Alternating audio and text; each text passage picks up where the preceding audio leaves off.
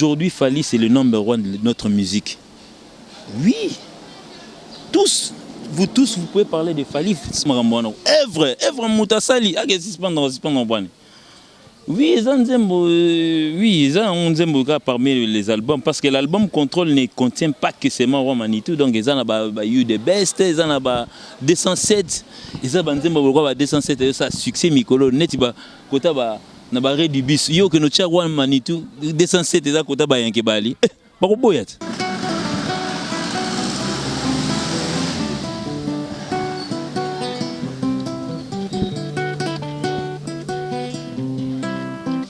Dans la catégorie on est 207 207 donc c'est pas trop. Yo qui nous explique au roi Manitou que tu as 207. Canne à sucre. Canne à sucre mon gars ko ngana mon bana gombe ozo comprendre. Bon so mon biso bato cité to embango bon to embango po to sila moi complexe. Ngana mon mimi côté kuna siko net banzembo le roi Manitou mon net bata kauka ka fo ba embango. On comprend. Bon il est na YouTube. C'est ali. Ils ont bêta on a la TV qui a Kinshasa et puis on a connu surtout mais bon en fait il y a pas que cette chanson a succès. Dit bah bêta ça bon c'est bon mais oui ils ont la succès. Mon album Contrôle tout est à succès. Nous c'est ça on a succès. Mais en termes de hit parade sauter la hit parade oui bon et chanteur bateau.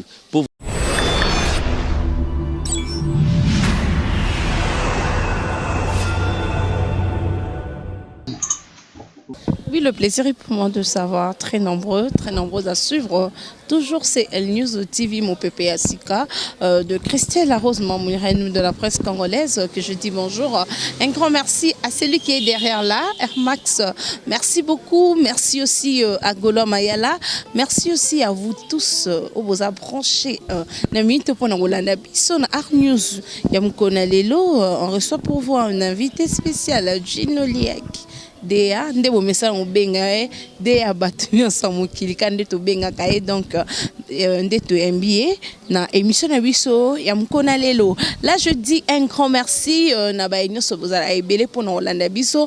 Merci à Papine Zolamiso, merci à toi, merci à Garçon de Paris, merci à Rocard Miesi, merci na ba nyonso ba partenaire na nyonso ba soutenanga, merci Nabino, merci à toi, merci à toi.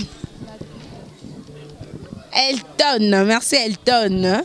Elton, merci pour ton assistance. Ça va bien. Mignon garçon, merci à toi. Aujourd'hui, quand on a rappelé Kibino, bonjour. Salut, bonjour à tous les internautes, bonjour. On a fallu pour pas dire qu'après la merveille, Aigle. En tout cas, vraiment, j'ai reçu pas mal de SMS. Disons que donc félicitations à Fally Ipupa pour tout ce qu'il fait en ce moment. Il est en train d'émerveiller pas mal de Congolais, pas mal des Africains, tous les mélomanes qui aiment la bonne musique. En tout cas, vraiment, vous avez bien reçu Contrôle et je crois que je vous salue tous. Napesipe Mbote Ming, particulièrement à mon frère Papi Chako Kashimani, donc je les salue. Calvin Bazeka, Coco Bangala, donc et tout le monde, donc, et toute ma famille, donc je suis là, donc. On m'appelle souvent le Mbouza, donc habituez-vous à m'appeler Mbouza, parce que je suis un simple Mbouza, donc père Mbouza, mère Mbouza, donc 100% Mbouza. Donc je préfère être appelé par ma tribu. Donc ceux qui m'appellent Gino, c'est bon, ceux qui m'appellent Serge, c'est bien. Donc Mbouza, c'est encore mieux. Mbouza, c'est encore mieux. Boni orchestre. Ouais, le groupe musical F Victime va bien. Bien, donc tu as tourné en Afrique australe, donc tu as précisément en Côte d'Ivoire. Tu as un vendredi, c'était un vendredi et puis nous avons joué le jeudi. Le vendredi là, c'était en présence du président de la République ivoirien, donc et le cas est tourné qui tout vendait tout le monde père wana atini moi fait une bon fait pour ils a un protocole hein des bon c'est déjà président de la République non. Conférence après on a donc il y aura un artiste qui va jouer tant bah ABC qui non bon faut normalement va ça y est tant que mon artiste a l'ingati tant c'est qu'il fallait bien en tout cas vraiment est-ce que vous pouvez dire à ces messieurs de chanter pour moi et loco donc venant d'un président de la République déjà qui demande un titre donc ça veut dire faut savoir que non, il a nombreux des préoccupations, mais mon a divers na ça avant d'ibwe alors après fali mon a bazu pétain katoko ça bloqué côté loco donc bravo à l'artiste donc c'est ça quoi. Oui, on avait vu déjà programme il y a 2019 mais tongo yo kango vraiment ah bon chez eux différent donc chez Batumse ça programme à côté souga mais programme ali. Donc normalement cette semaine nous devrions être au Togo. Donc malheureusement le concert a été reporté, je sais pas pour une date ultérieure. Mais bon en fait la semaine qui va suivre tous à la Mali. Donc après Mali tous à la Gabon, donc na Libreville. Après Libreville, on va retourner à Kinshasa donc on fera un coup double donc ça veut dire le Mali et Libreville en même temps. Et puis tantôt aux Zonga pour préparer la traversée pour Brazzaville, donc on nous attend à Brazzaville, ça sera le 1er mai. Donc voilà peut-être du 1er mai. Donc après on a des la préparation, il y a tournée américaine, donc ça va nous prendre Canada et puis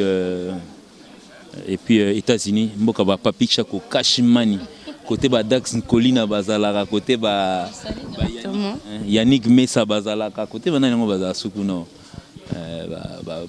Fie boula bazalaka donc États-Unis il a peine ba petit nanga Cédric Cédric te chéri et bamba pa la kuna wala leki nanga propre côté ba Koja Kabuya bazalaka donc to beta kuna wana siko États-Unis on se mbalo eza netwa libosoté on va faire plusieurs états donc cette fois-ci on va la fois passée on a fait 7 états donc cette fois-ci je crois qu'on va aller dans plusieurs états donc so déjà 11 déjà va répondre des choses favorables donc et puis ça continue toujours à augmenter des états donc je crois que cette fois-ci on va faire plusieurs états mais j'ai préféré peut-être neto au Kenya na bo so ça peut-être na moi cadeau moi il y a pesa musicien il y a Zaiko au même pesinga na mimi la bango quoi za kuna ba kuna bon bazana kuna na bazongité moi tamso mozo elo mo fa pesa viage au sa au pesinga na mimi la ah bon. Oui, merci de continuer l'émission Nabiso. Bah, il nous sommes là Nabiso. Avant de continuer, de continuer à bien l'émission Nabiso. En cause de sa guitare, il faut guitare ça. Tu n'as pas été absolument bah, tu ne lis que Déa. Tu bien que mon Déa. Avec absolument morceau à Roi Manitou. Et puis tu as bien l'émission Nabiso. Bon, Roi Manitou, on peut ngam na betangote. On est dans Willy, sur Willy, Anzagalo bon. Bon, c'est moi ça va le faire. Caro.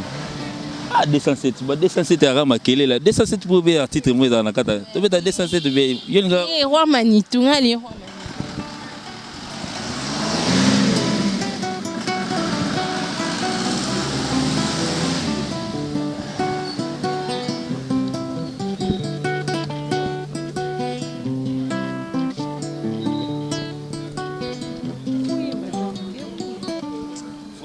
Vande sona mnoye maloka Olivier Chimanga mena leka kai donc Olivier Chimanga ne aro leka ngane na chant pona guitare to kenama donc featuring ko ba Laura Kadogo ba masananga wa sans polémique bon ba yebi non on c'est vraiment pire la famille donc mais ngande ce que vous voyez ba pimela ngai sona ono matam son roi mo ba ko yemba ne moi bien mais exercice on a robeta ko yemba ne moi passe pour na bona mais kana non.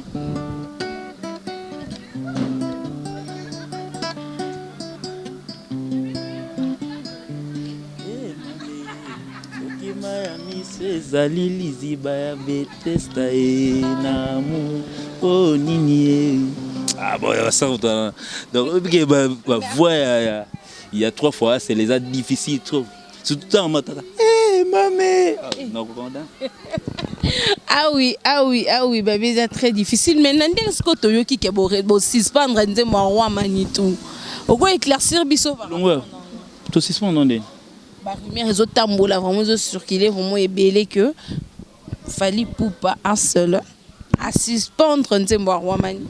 Oh il au moins na YouTube c'est ça lui ils ont bêta on a la TV qui a Kinshasa et puis na ba koigno surtout mais bon en fait il y a pas que cette chanson a succès banzembo les qui ont pesali net ba humanisme donc en fait collègue on a sens que non il y a un humanisme un succès collègue Roi Manitou. Et ça nango banzembo luka ba fan na on donc tous les deux ba fan na ceux qui simi Roi Manitou et go memeti na toilette na clé banze mon selon yo mais selon ba fan na biso ba nga Roi Manitou parce que ben on lisi ba bête ça bon c'est bon mais oui ils ont un succès mon album Contrôle tout est à succès nous c'est ça on a succès mais en termes de hit parade sauter la hit parade oui bon et chanteur batou pauvre chanteur va non humanisme na Roi Manitou humanisme et tina Roi Manitou et wenze.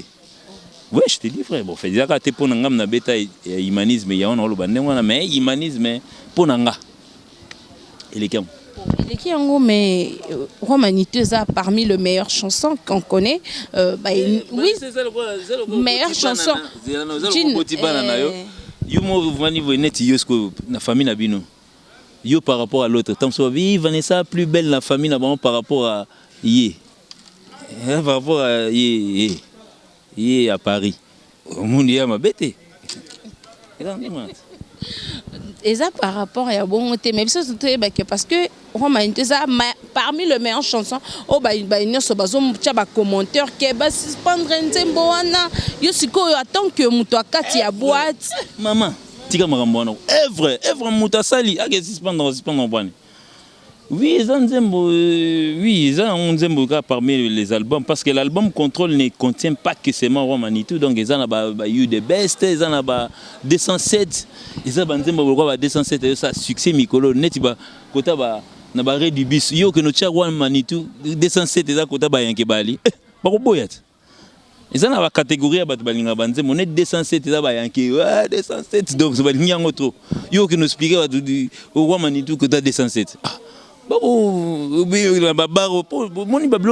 musique il fallait ça là c'est donné à toutes les couches surtout net par exemple nzembe banda promotion nzembe nini kana sucre munga siko ngana mono bana gombe ozo comprendre bon so mona biso bato cité to embango bon to embango po to sila moi complexe ngana mono mimi côté kuna siko net banzembe lokwa ba Roi Manitou mo net bata kauka ka fo ba embango. On comprend. Humanisme mon yo kanganet et occupé dans votre humanisme ba yanke et zo ba logique et zo ba ngana kamwa to vana tizara na Abidjan o ya liboso o précédent o était to beta te na janvier na terrain moto vana vous voulez quelle chanson humanisme même atana ba Bukavu ba Goma na. Bon c'est rare des gens tout na peu ba Roi Manitou mais c'est rare exactement que non bon bref. Ça commence à monter ces derniers temps, mais bon, tout bloqué, on était vraiment tout que le bloqué en panne.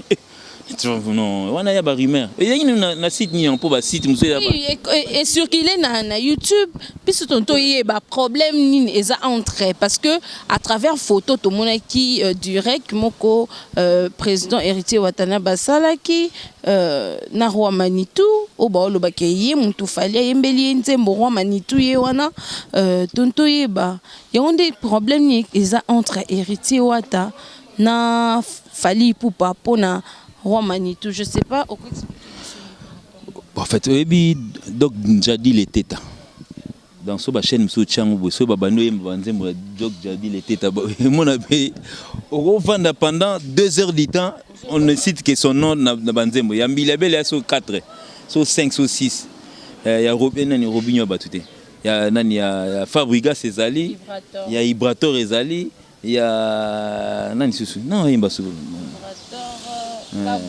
Kabose ya kabose suka la rumba pe ya kabose do fu yu ke mo mona vague non docteur Njadi pe kabose za danser ya biso za mi balé ba dernier ba titre mais siko ya faire rigola yo ka se otaka de ya yepe tout mais suka o des amis balé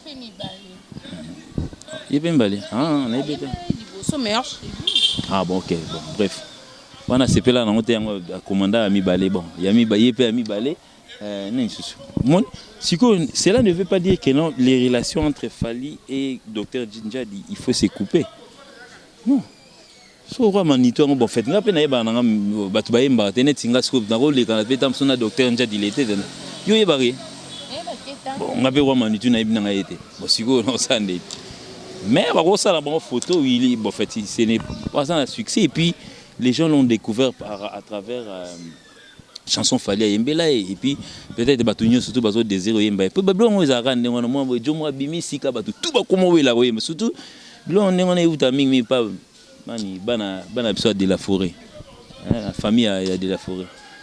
So ka ku bo tanga pe komba Elton bo to fuli yango ani na rien. Ba bo ka ça so Elton un millionnaire. Tant boya bo mon gars, il faut ta compréhension. Oui. Bon, en fait tout ce qui vient de chez Fally, bon ba mon on dit c'est de l'or, mon y a mon sous peut à plaquer mais mon on dit or bon. Tout ça on peut mais nzembo za nango nzembo ngo ya nango to répéter na biso ngo pe bon. Nous, ça ne dit rien. Photo, mon idée, photo, ça polémique. Oui, polémique, mais quand c'est une page sur la polémique, oui. Ou on a internet. Ah, pas bien. On a une belle fois bien. Pour la TV, na RTNC, Nathalie, non mon polémique. Nathalie na canal Kin. Na mon ta polémique. Nous faisons Nathalie la chaîne à Manania. Na RTG, na mon na polémique. Ouais, mais internet. Ah donc les gens on a ma milieu mon classe sociale mo bino bo to yaka mikolo mais bozo créer ba problème fort. Donc en tout cas Nathalie na ma RTG polémique ya nango. Ça va. Oui, tonto beta solo à Canada. Solo à Canada. Otako beta tout à l'heure. Même pas. Solo à Canada Ginoliac qui solo à Canada oyo et comment créer déjà moi ma lacune entre les journalistes parce que biso vraiment ti lelo vraiment ba journaliste o ba soutenir binoté parce que na nous peut tout monde a présentation mon côté mais on a muto Fally pour banga attaché de presse nga bonabu mais ce que ba journaliste de ba ko potana déjà to que Canada na Fally pour pas Canada ba comme ba journaliste yo classe. Moni Baramousou, ça se parle dans la rue et ça se parle à travers les canons banini. Bon, en tout cas, bon, je sais pas. Alobaki en camp. Quand on a au total la Fally na TV na télé 50 lelo. Na moni alobi maman. Est-ce qu'on peut pas choisir c'est pas sélectionner na voyage journée à Canada? Bon, que ça ni kuna. Parce qu'il y en a aussi là-bas. Bon, bosko ba kuna. Tu que droya là bango ah. Na évité. Pour te vous que na Abidjan ah tout. Attaché des presse devenu ah. Tu es attaché des presse. Attaché des presse na biso moto misa il est là. Yo moni mbuza ya le bangamo na le programme na. Attaché des presse. Naza Deya attaché des presse. Porte-parole nanga Rosa ngamoka. C'est lui qui peut bien informer les gens, c'est moi-même ou c'est Fally. Yo so mona madame, mona ba confusion monsieur dans ba groupe mususu présent le bibo. Mon porte-parole ba atengi ici le babo. Po ba on ba ya ko maniola soni non. Non. Bisous, porte-parole, on n'a pas des attachés de presse. Attachés de presse, moi je sais parler français, lui Fally il sait parler anglais, il parle bien français, il parle lingala bien. Si vous attaché les presses ou attaché les en côté. Moi-même je sais écrire. Si il s'agit peut-être il y a OK comme la dame sur éditorial on n'a pas des attachés de presse, on n'a pas de porte-parole. Mais aller aussi avec les journalistes. Non mais sauf que aujourd'hui Fally c'est le number one de notre musique. Oui. Vous pouvez parler de Fally parce que c'est votre... C'est normal que non vous parliez de Fally parce que Fally représente musique, vous représente musicalement dans votre pays. Entre-temps, bon, c'est plutôt un peu cet exemple. So, par exemple, la Coupe d'Afrique au micro et au Betama, groupe Ebimi. Tout le mécanisme journaliste et sportif en parle. Donc c'est la même chose avec toi. Donc tu peux parler de Fally. Sur le temps, sur qui news morobo. Net tout le monde ma photo ya wa manitou. Nebiso il n'a même pas dit ça. Il n'a même pas fait allusion à Mwana. Donc ce sont les rumeurs